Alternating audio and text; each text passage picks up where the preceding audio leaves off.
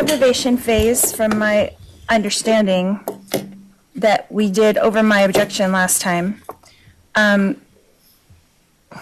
Well, we actually didn't do an aggravation phase. well, I stipulated to it. You stipulated to it. Correct. But in adding it to, at the end of trial, a whole guilt phase for aggravators, my understanding is that in January, the state filed their motion, the state's allegation of aggravating circumstances, right? And then my understanding is that that can be brought to the jury during guilt phase. And so, but it hasn't been brought to them yet because it's after the indictment. So it needs to have probable cause hearing, which is the 13.5 hearing. So we need to have a probable cause hearing so that we can add that to the guilt phase, and that's something that gets taken to the jury after probable cause has been found for these aggravators that are alleged. I think you're referring to the rules for capital cases when there's aggravators filed in death penalty cases. Correct. You're entitled to a probable cause hearing depending on the aggravator. This is not a capital case. I know it's not a capital case, and in normal capital cases, you don't have an aggravation phase either, right? Only in a capital case. Actually, you have a guilt phase, and then you have a mitigation aggravation phase. Actually, you have a guilt phase, an aggravation phase, and a penalty phase. Right. If the aggravators aren't found as a completely separate independent hearing, then there's no penalty phase. So with the statute for this charge only being the one statute, what are you getting out of the aggravation phase? I don't understand. Well, first of all, the jury in the initial phase doesn't determine whether or not it's a dangerous felony, which they need to find. And then the aggravators, I think the state has a right to attempt to prove those to the jury, to offset any mitigation or to be weighed against mitigation at your sentencing.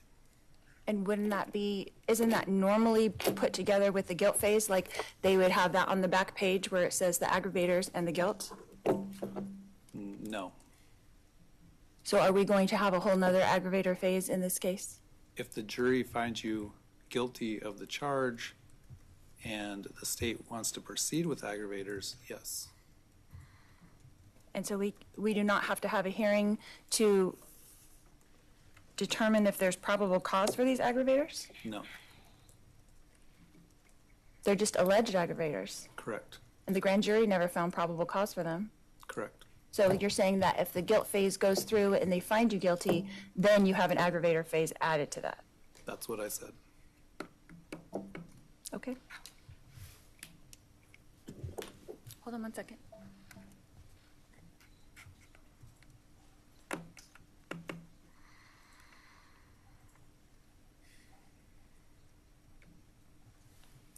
You have the allegation of aggravating. Okay. It was on my desk.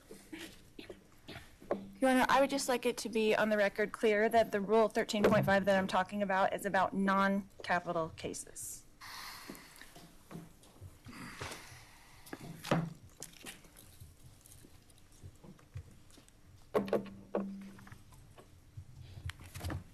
I know in capital cases they call it a Cronus hearing, but this is for non-capital case.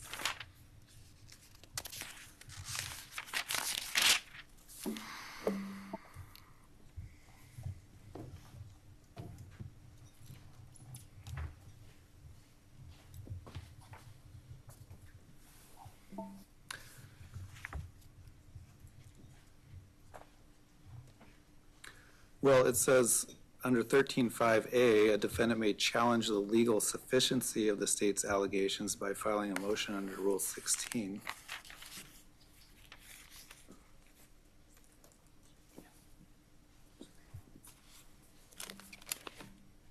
Is that what you're talking about? Correct. It doesn't say you get a probable cause hearing regarding the aggravators.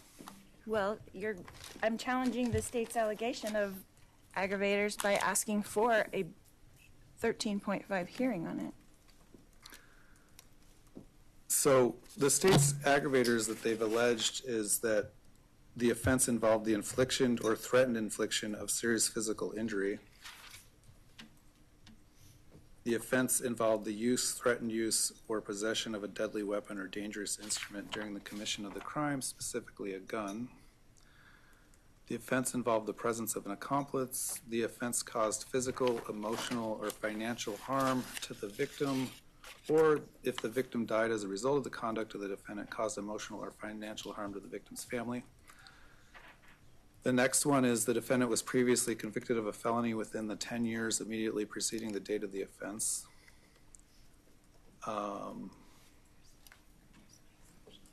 This one's really not very specific. Any other factor that is relevant to the defendant's character or background. So if you were found guilty by a jury of conspiracy to commit first-degree murder, which of these aggravators do you think there's not legal sufficiency for a jury to determine? Because they seem pretty inherent in the charge itself, except for your prior convictions, which, are you saying you don't have the prior convictions within 10 years? No, I'm not saying that. Which of them don't qualify for the jury to make that determination? No, you're asking for me to make a determination that there's a legal sufficiency for them to go to the jury. Correct. So I'm asking you, if you were found guilty by a jury of the charged offense, which of those aggravators that have been alleged by the state do you think there would not be legal sufficiency for? Because as I look at those aggravators, most of them are inherent in what you're being found guilty of. Again, if the jury found you guilty. For example, the first aggravator, it involved the infliction or threatened infliction of serious physical injury. The allegation is someone shot at the victim. That's the threatened infliction of serious physical injury. So it seems like that allegation, there's sufficient evidence for a jury to decide whether that's an aggravator. The next one, the offense involved the use, threatened use, or possession of a deadly weapon or dangerous instrument during the commission of a crime. Again, if you were found guilty of the charge, as the state has alleged, the jury would find that a gun was used. So that's a separate aggravator, again, that would already be determined by the evidence. The state has alleged an accomplice, your brother. If the jury were to find you guilty as charged, again, my understanding of the state's allegation is your brother attempted to shoot Mr. Boudreaux. You weren't in Arizona. So if the jury found you guilty of this charge, it would mean they found you guilty as an accomplice.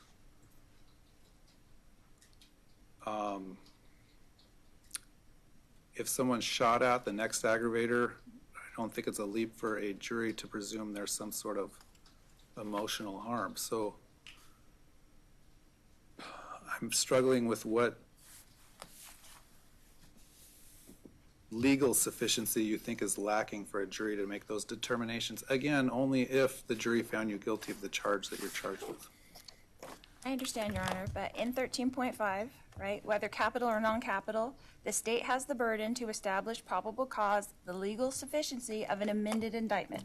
This is an amendment. This didn't go to the grand jury. Is that correct? Right. So now I have the right to ask for a hearing so the probable cause can be found for these aggravators ahead of time. So you're confusing two things. Okay? All right.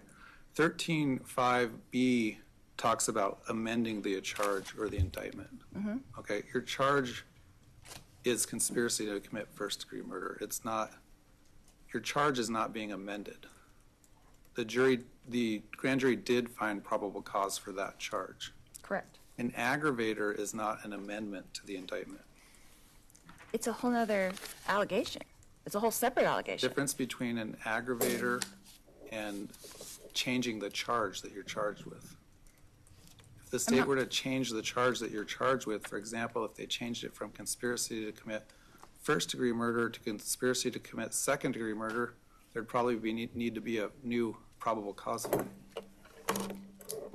Correct. Secondly, as to the allegation that it's a dangerous offense, the grand jury did make that finding because that allegation was included in the indictment that it was a dangerous offense. So there has been probable cause as to the dangerous factor. Okay, if that is the case, then why isn't that found in the original guilt phase as opposed to having a whole nother aggravation phase after that, as if it's a capital offense?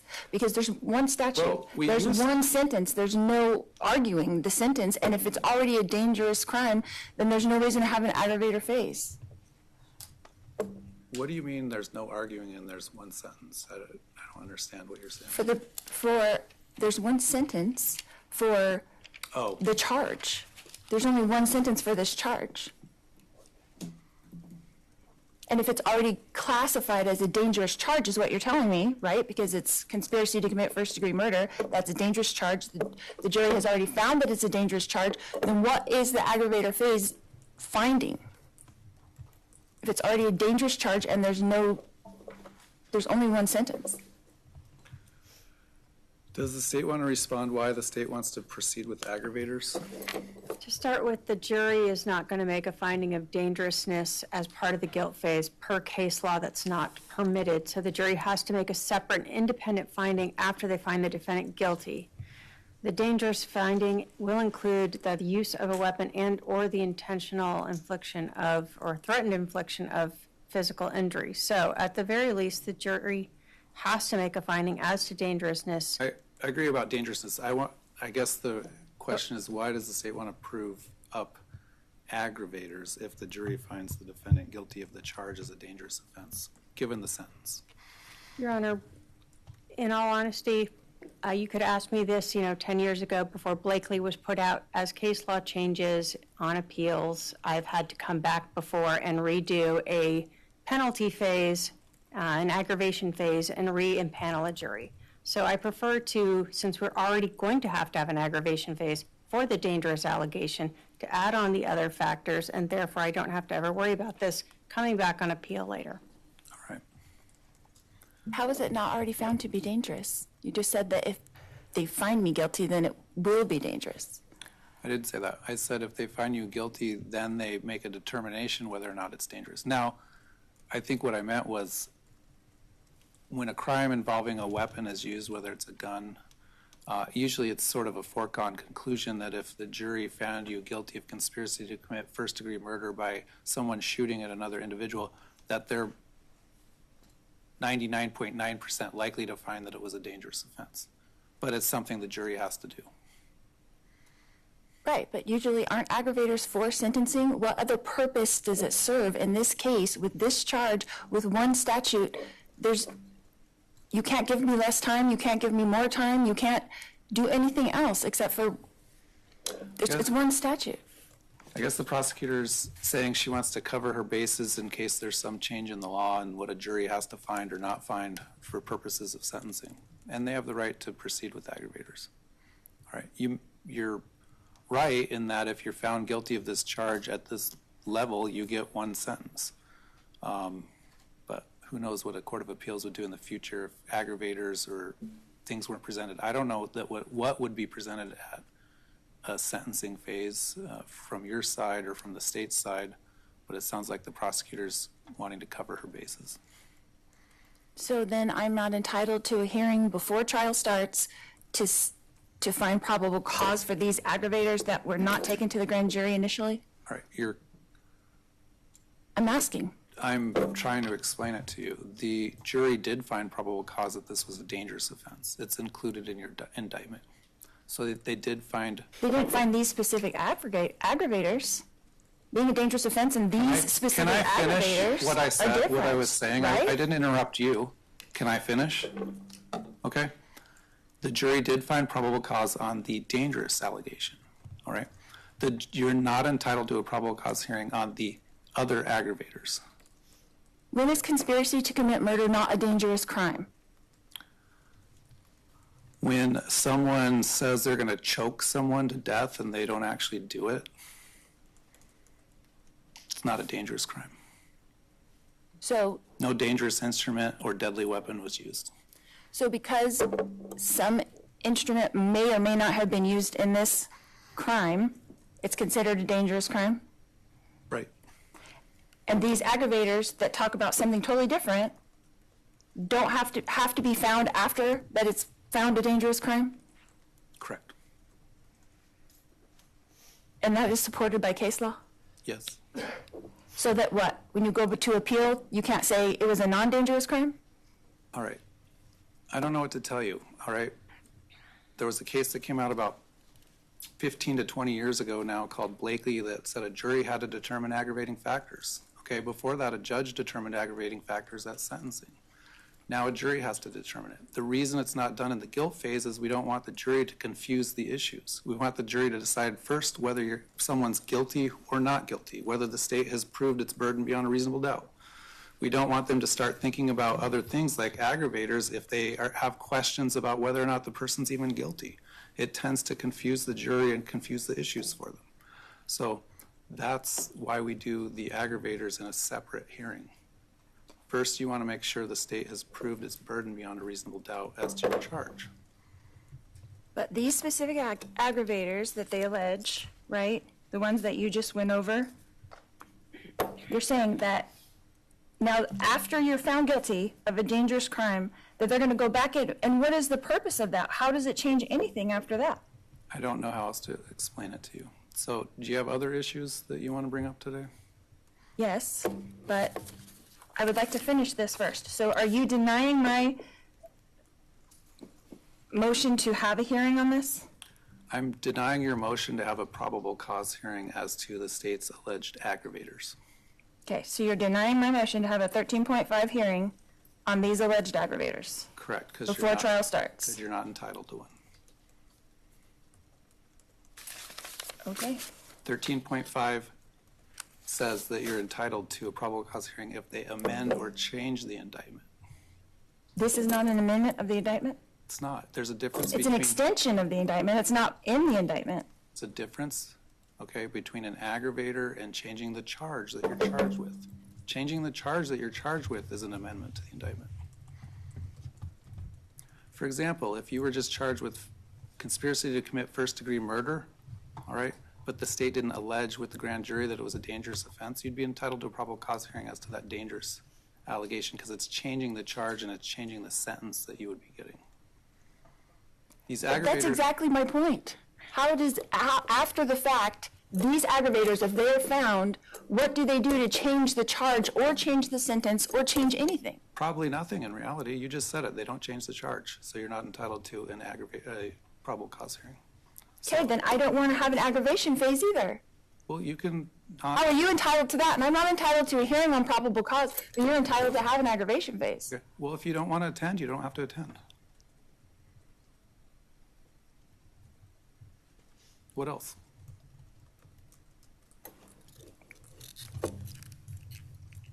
All right.